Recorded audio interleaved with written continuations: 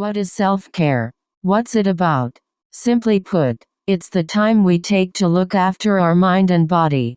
It's deeply personal, specific to what each of us needs and what works for our routines. Is it a walk in the fresh air, a relaxing bath after a long day, a deep breath before a meeting? There's no right or wrong way to self-care. How can we practice self-care regularly when life is so busy?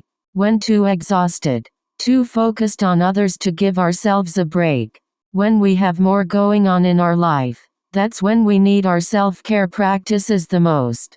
It's not just during rough times that self-care can benefit us the most. An established practice can help us enjoy the good times to their fullest or help us relive stress.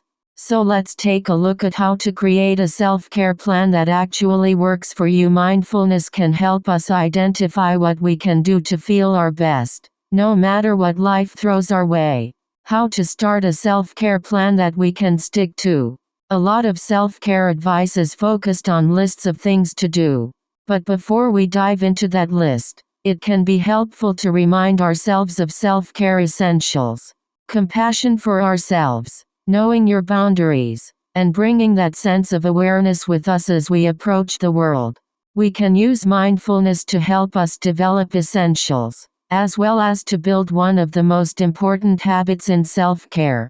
By listening to our mind and body, if we speak to and treat ourselves gently with kindness for whatever we need in that moment, we can be more honest with ourselves about what self-care ideas works best for us.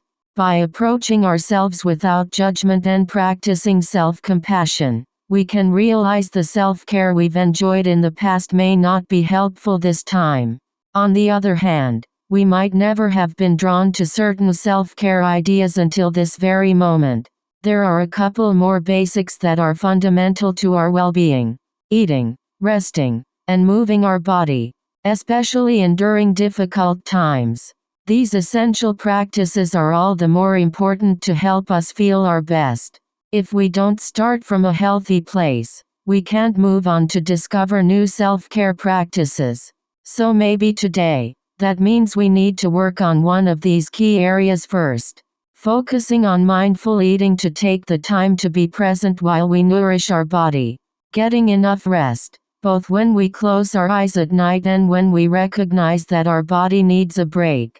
Exercising if and how we're able to, whether that's regular workouts or stretching at home.